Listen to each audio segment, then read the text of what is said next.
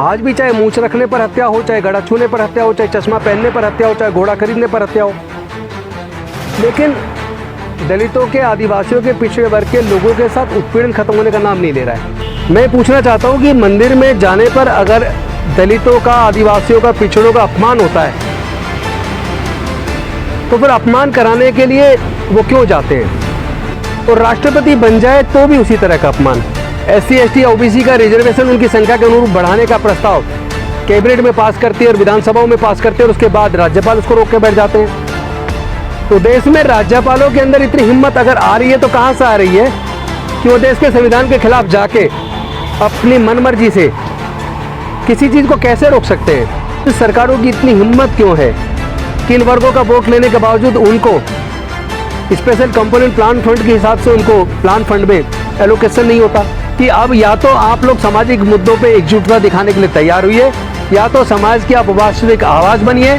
वरना आप संसद और विधानसभाओं से रिजाइन कीजिए। जो उनके मुद्दों को उठाने को तैयार नहीं है, जो समाजद्रोही बनना चाहते हैं, अब उनको आइडेंटिफाई करके एक्सपोज करेंगे और समाज के सामने उनका चेहरा ओपन करेंगे। अगर समाज के ऊपर होने वाले उत्पीड़न और उनके जो अधिकार छीने जा रहे हैं, अगर उसके खिलाफ एकजुटता नहीं दिखाते हैं, ऐसे लोगों को एक्सपोज करके उनको भी जनता के सामने, पूरे समाज के सामने एक्सपोज करेंगे, ताकि ऐसे लोगों की राजनीति को खत्म किया जा सके। उनका असली चेहरा समाज के सामने अब लाना होगा, समय आ गया है, वरना डॉक्टर बाबा साहब अम्बेडकर जी की कुर्बानी और माननीय कांशीराम साहब की कुर्बानी बेकार चली जाएगी। संविधान की सुरक्षा और देश के लोकतंत्र की सुरक्षा तभी सुनिश्चित होगी जब दलित, आदिवासी और पिछड़े वर्ग और माइनॉरिटीज के भी हक अधिकार को सुरक्षित करने के लिए सभी पार्टी अपने एजेंडे में सामाजिक न्याय को शामिल करेंगी। जो बीजेपी के साथ है वो ये तय कर ले कि संविधान को जिस तरह ताक पे रख के सत्ताधारी पार्टी निर्णय ले रही है, दलित, पिछड़े, आदिवासी और अल्पसंख्यक लोगों के हक अधिकार को सुनिश्चित करने के लिए ये एकजुटता बहुत जरूरी है। और संविधान बचेगा तो देश का लोकतंत्र बचेगा, लोकतंत्र बचेगा तो ये सारी पॉलिटिकल पार्टी बचेंगी, वरना शायद भविष्य में चुनाव भी ना हो। नमो बुद्धाय, जय भीम, जय भारत, जोहार साथियों। आज आपके सामने आकर बड़ा अच्छा लग रहा है। कुछ बेहद महत्वपूर्ण मुद्दे थे जिस पे बात करनी थी। अभी 2-3 दिन से कुछ इस तरह की चीज़ें देखने में आ रही हैं जो दिल को दुख पैदा करती हैं। एक इतने सारे फोटोग्राफ ट्विटर पे देखने को मिल रहे हैं जिसमें देश की राष्ट्रपति, प्रथम नागरिक द्रौपदी मुर्मू जी जगन्नाथपुरी के दिल्ली के एक मंदिर में जाती हैं और उस मंदिर में लकड़ी का एक बैरिकेड आगे डला हुआ, उसके वो पीछे खड़ी हैं। पुजारी लोग मंदिर के अंदर हैं। एक और फोटो डला हुआ उसी दिन का जिसमें देश के रेल मंत्रालय के मंत्री अश्विनी जी वो उसके अंदर खड़े हुए हैं। तो ऐसा क्यों? इसी तरह की सूचनाएं पहले भी मिली थी जब पूर्व राष्ट्रपति रामनाथ कोविंद जी जगन्नाथपुरी या पुष्कर के मंदिर गए तो उनको मंदिर में प्रवेश नहीं करने दिया। मैं पूछना चाहता हूं कि मंदिर में जाने पर अगर दलितों का, आदिवासियों का, पिछड़ों का अपमान होता है तो फिर अपमान कराने के लिए वो क्यों जाते हैं? आम व्यक्ति है, मजदूर है, किसान है, तो भी उसी तरह का अपमान, और राष्ट्रपति बन जाए तो भी उसी तरह का अपमान। हम देख रहे हैं कि उत्पीड़न की घटनाएं खत्म होने का नाम नहीं ले रही हैं। आम मजदूर के साथ, आम किसान के साथ तो अन्याय होता ही है, शोषण होता ही है। हमारी बहन बेटियों की इज्जत लूट के, बलात्कार करके हत्या होती है, वो रुकने का नाम नहीं ले रही है। उनके ऊपर कोई भी पॉलिटिकल पार्टी अपनी आवाज़ बुलंद नहीं करती है। आज भी चाहे मूंछ रखने पर हत्या हो, चाहे गड़ा छूने पर हत्या हो, चाहे चश्मा पहनने पर हत्या हो, चाहे घोड़ा खरीदने पर हत्या हो, लेकिन दलितों के, आदिवासियों के, पिछड़े वर्ग के लोगों के साथ उत्पीड़न खत्म होने का नाम नहीं ले रहा है। आम व्यक्ति छोड़िए, राष्ट्रपति बनने के बाद भी उनका जो अपमानजनक व्यवहार है वो खत्म होने का नाम नहीं ले रहा है। मुझे सुबह मैं एक माननीय कांशीराम साहब की एक वीडियो सुन रहा था जिसमें वो कह रहे थे कि जिस समाज की गैर राजनीतिक जड़ें मजबूत नहीं होती उस समाज की राजनीति भी कभी मजबूत नहीं हो सकती। उस वीडियो को जब मैं सुन रहा था तो मुझे डॉक्टर बाबा साहब अम्बेडकर की याद आई। उन्होंने भी कहा था कि जिस समाज की सामाजिक शक्ति कमज़ोर होती है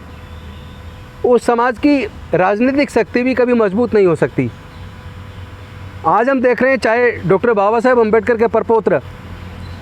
प्रकाश अम्बेडकर हो, चाहे बहन मायावती जी हो, चाहे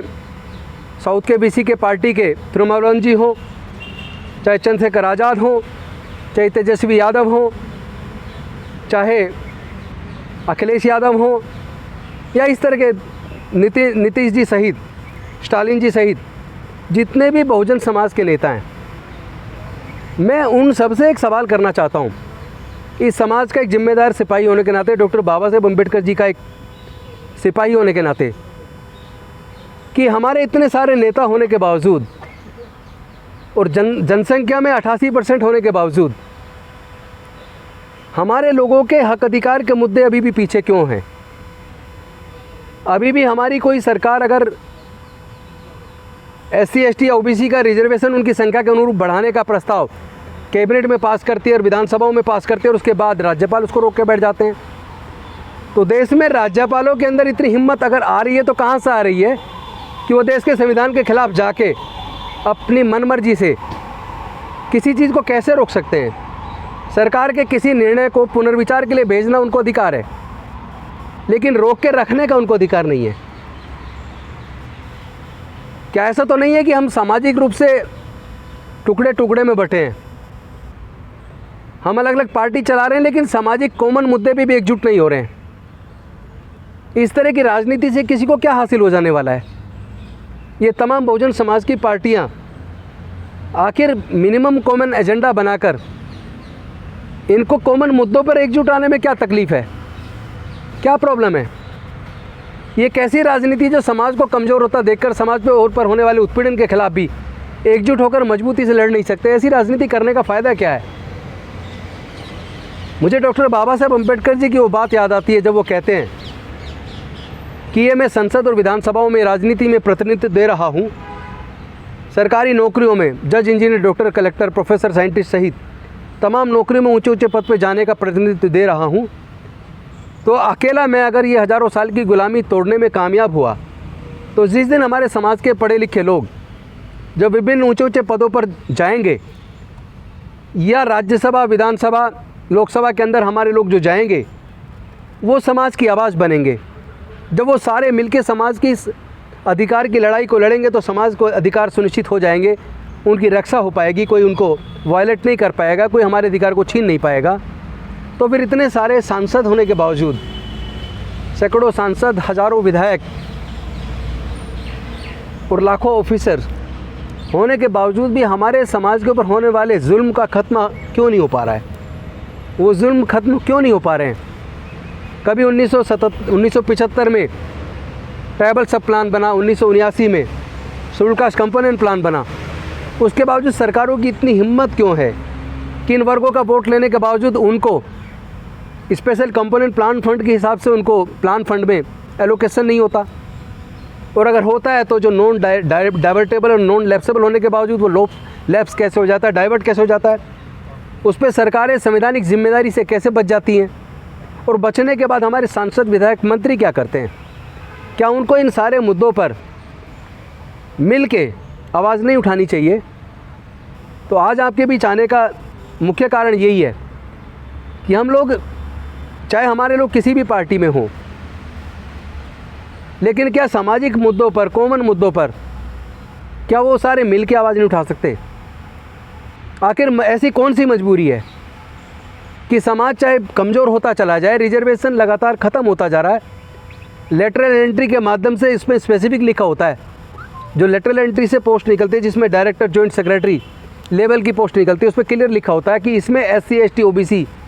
के लोग अप्लाई ना करें। एक मेरे पास सामने किस्सा आया, एक यूनिवर्सिटी के अंदर इंटरव्यू था। जैसा कि आप जानते होंगे यूनिवर्सिटीज़ के अंदर जो इंटरव्यूज़ होते हैं वो एक गवर्निंग बॉडी होती है और इंटरव्यू से सिलेक्शन होता है, कोई रिटन टेस्ट नहीं होता assistant professor, associate professor, professor बनने के लिए। तो वहाँ एक प्रिंसिपल मेरे पास है, कॉलेज के प्रिंसिपल, दिल्ली के ही एक कॉलेज के प्रिंसिपल मेरे पास आए और उन्होंने बताया कि एक वैकेंसी थी, जनरल की वैकेंसी थी, लेकिन उस पर जितने भी कैंडिडेट इंटरव्यू देने आए उनमें जो बेस्ट कैंडिडेट था, जिसका पढ़ाने का भी लंबा अनुभव था 10 साल का करीब, वो by chance schedule caste community से था, लेकिन उस सब्जेक्ट पे उसकी इतनी ज़बरदस्त पकड़ थी कि इंटरव्यू में उसका कोई मुकाबला न था। तो प्रिंसिपल साहब ने कहा कि मैंने कहा कि भाई ये बेस्ट कैंडिडेट है, इसको चुन लो। तो जो बाकी इंटरव्यू बोर्ड के अंदर मेंबर्स थे, उन्होंने कहा कि भाई ये तो रिजर्व से है, ये वैकेंसी तो जनरल की है, इसमें इसको नहीं ले सकते। तो मैं पूछना चाहता हूँ, ओपन कैटेगरी का मतलब ओपन कैटेगरी, अगर कोई रिजर्वेशन नहीं लेना चाहता और जनरल में कम्पीट करना चाहता है और वो बहुत परफॉर्मेंस बहुत अच्छी देता है और उसको सिलेक्शन बनता है, उसका हक बनता है, उसको मिलना चाहिए, तो ये कह के उसको रोक देना चूँकि वो रिजर्व कोटे से, उसको तो रिजर्व में ही लेना, उसको जनरल में हम नहीं चुनेंगे, उससे कमज़ोर को चुन लेंगे, तो फिर मेरिट कहाँ गई? इसका मतलब साफ साफ कह देना कि 49.5% सीटें रिजर्व SC ST OBC के लिए हैं, बाकी 50.5% वो उसे जनरल कैटेगरी ना कहें बल्कि सीधा लिखें ये केवल स्वर्ण जातियों के लिए रिजर्व है, ऐसा कहें ना। ऐसे कहने की हिम्मत क्यों नहीं दिखाते? तो ये इस तरीके से धोखा हमारे लोगों के साथ हो रहा है। तो मैंने सोचा आज आप सबके साथ बात करूं और आज यहीं से एक एजेंडा हम लोग सेट करें और पूरे देश में एक अभियान चलाकर पूरे बहुजन पार्टियों को, दलित, पिछड़े, आदिवासियों को, उनके नेताओं को कम से कम इस बात के लिए हम लोग बाध्य करें कि सामाजिक मुद्दों पर आपके अंदर एकजुटता क्यों नहीं, सामाजिक मुद्दों को आप मिलकर क्यों नहीं उठा सकते, आपको क्या प्रॉब्लम है, कौन सी राजनीति इसके आड़े आती है। और अगर वो इसके लिए राजी नहीं है, अगर वो हमारे लोगों के साथ इसी तरह उत्पीड़न होते देखते रहना चाहते हैं, अगर हमारे फंड को इसी तरह डाइवर्ट होता रहे और वो चुप्पी साधे रहेंगे, तो इसके खिलाफ तो हमें बोलना पड़ेगा। तो एक मुहिम की शुरुआत हम लोग आज कर रहे हैं यहाँ मिशन जय भीम के माध्यम से। हम तमाम बहुजन पार्टियों से, तमाम बहुजन नेताओं से, चाहे वो किसी भी पार्टी में क्यों ना हो, हम लोग उनसे संपर्क करेंगे और उनसे हमारी ये डिमांड रहेगी कि आप सामाजिक मुद्दों पे एकजुटता दिखाइए, आप उनकी सच्ची नुमाइंदगी कीजिए, उनको रिप्रेजेंट कीजिए और आप उनके मुद्दों पर ईमानदारी के साथ सामने आइए, वरना आप समाज के साथ धोखे करने वाले लोगों में आपकी गिनती होगी और ये समाज आपको माफ़ नहीं करेगा। मुझे लगता है कि समाज को नेताओं के हिसाब से नहीं बंटना चाहिए, समाज को सामाजिक मुद्दे पर मिल के नेताओं को प्रेशराइज करना चाहिए कि आप इन मुद्दों पे या तो समाज साथ आए और जो राजनेता सामाजिक मुद्दों पे एक साथ आने को तैयार नहीं है उसको बायकॉट करना चाहिए समाज को। फिर तो नेताओं की बजाय जो समाज है उसके बीच में जाके काम करना ज़्यादा जरूरी है। निश्चित तौर पे समाज के साथ सामने जाके काम करना पड़ेगा और हमने संकल्प किया है पूरे देश में जाकर इस पूरे बहुजन समाज के बीच जाके हम लोग काम करेंगे, गांव-गांव में नुक्कड़ मीटिंगें लेंगे और पूरे समाज को एकजुट करके इसके लिए तैयार करें कि आपको अपने हक की लड़ाई लड़नी पड़ेगी, क्योंकि हमारे रिप्रेजेंटेटिव हमारे ट्रू रिप्रेजेंटेटिव नहीं है, वो हमारी आवाज़ संसद और विधानसभा में नहीं बन पा रहे हैं। तो इसलिए ऐसे लोगों को सबक सिखाने के लिए समाज को जागरूक करके इतना मजबूती से एकजुट करना पड़ेगा ताकि हमारे राजनेता मजबूर हो जाएं। तो योजना क्या है आपकी, कब से शुरू कर रहे हैं और क्या क्या करेंगे? शुरू हम कर चुके हैं, आपके माध्यम से सिर्फ आज जानकारी दे रहे हैं ताकि उन सब नेताओं के कानों तक ये बात पहुँच जाए, सारे बहुजन चैनल के माध्यम से ये बात पहुंच जाए कि अब या तो आप लोग सामाजिक मुद्दों पे एकजुटता दिखाने के लिए तैयार हुई है, या तो समाज की आप वास्तविक आवाज़ बनिए, वरना आप संसद और विधानसभाओं से रिजाइन कीजिए। भविष्य में अगर आपको चुनाव लड़ना है तो आपको उनकी आवाज़ बनना पड़ेगा और जो उनकी आवाज़ बनने को तैयार नहीं है, जो उनके मुद्दों को उठाने को तैयार नहीं है, जो समाजद्रोही बनना चाहते हैं, अब उनको आइडेंटिफाई करके एक्सपोज करेंगे और समाज के सामने उनका चेहरा ओपन करेंगे। तो आरक्षण से 131 सांसद चुन के आते हैं, उनके लिए भी कुछ मैसेज है आपके पास? ये उन सब के लिए मैसेज है जो चुन के आए हैं उनके लिए भी और जो चुन के आने की तैयारी कर रहे हैं उनके लिए भी, चाहे वो संसद में आने की तैयारी कर रहे हैं या पहुंच चुके हैं या विधानसभा में पहुंच चुके हैं आने की तैयारी कर रहे हैं, उन सब को सामाजिक मुद्दों पर एकजुटता से आवाज़ बुलंद करनी ही पड़ेगी, चाहे वो जिस मर्जी पॉलिटिकल पार्टी में हो। अगर वो समाज को ईमानदारी से रिप्रेजेंट नहीं कर रहे हैं, अगर उनकी आवाज़ वो नहीं बन रहे हैं, अगर संसद विधानसभा में उनकी आवाज़ को नहीं उठा रहे हैं, अगर समाज के ऊपर होने वाले उत्पीड़न और उनके जो अधिकार छीने जा रहे हैं, अगर उसके खिलाफ एकजुटता नहीं दिखाते हैं, ऐसे लोगों को एक्सपोज करके उनको भी जनता के सामने, पूरे समाज के सामने एक्सपोज करेंगे ताकि ऐसे लोगों की राजनीति को ख़त्म किया जा सके, उनका असली चेहरा समाज के सामने अब लाना होगा, समय आ गया है, वरना डॉक्टर बाबा साहब अम्बेडकर जी की कुर्बानी और मानवर कांसीराम साहब की कुर्बानी बेकार चली जाएगी। हमें ये आज़ादी जो मिली 3000 साल की गुलामी डॉक्टर बाबा साहेब अम्बेडकर ने तोड़ी, ऐसी नहीं टूट गई। इसके लिए उन्होंने अपने 4 छोटे छोटे बच्चों को गंवाया है, उन्होंने अपनी पत्नी माता रमाबाई को जवानी में गंवाया है और अपने पूरे जीवन को जला के हमें बिना औजार हथियार के अपनी बुद्धि और विवेक से हमें आज़ादी दिलाई है। ये रिप्रेजेंटेशन संसद में, विधानसभाओं में और सरकारी नौकरियों में हमें रिप्रेजेंटेशन दिलाया है। हमें तो प्राइवेट सेक्टर में भी हिस्सेदारी चाहिए, हमें नेचुरल रिसोर्सेज में भी हिस्सेदारी चाहिए, जो कोई सरकार ना देने को तैयार है और ना ही हमारे सांसद विधायक उसको उठा रहे हैं। आप बच्चा रोएगा नहीं तो माँ दूध कैसे पिलाएगी? जब हमारी वोट से सरकारें बनती हैं तो हम अपने समाज के हक के लिए लड़ाई क्यों नहीं लड़ रहे हैं? ये लड़ाई तो हमें लड़नी पड़ेगी और हम ऐसे नेताओं को एक्सपोज करेंगे। गठबंधन पर क्या राय है आपको? देखिए, ये मेरा स्पष्ट मत है, पूरे देश का वो पॉलिटिकल पार्टी और वो नेता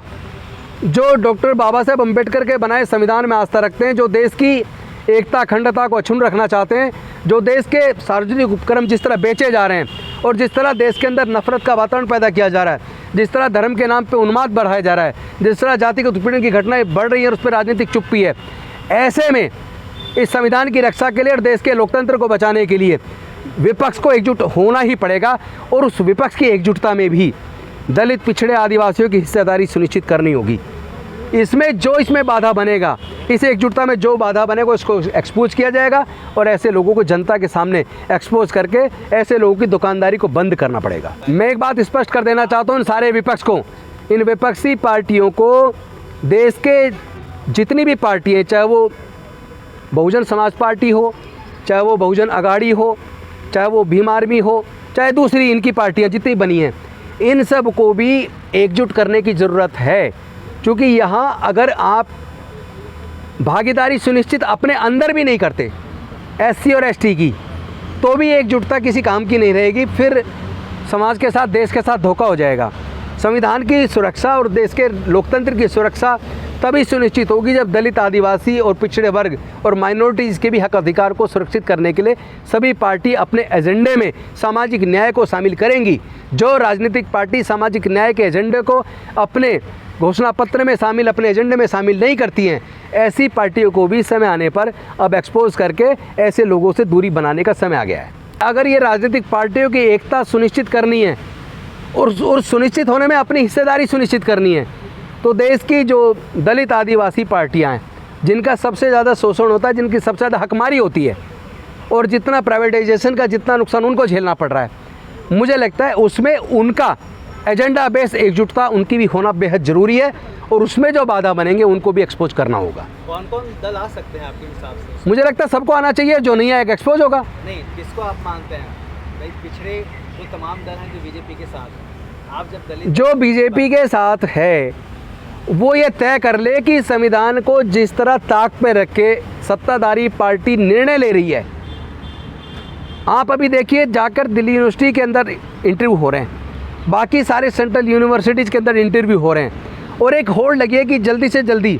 RSS से जुड़े लोगों को वहाँ पे भर्ती किया जा रहा है। ऐसी अनेकों वीडियो आ रही है जहाँ बहुत मोटा पैसा कमाया जा रहा है, जहाँ अच्छे मेरिट वाले लोगों को दरकिनार करके केवल जो उनके उस संघ से जुड़े लोग हैं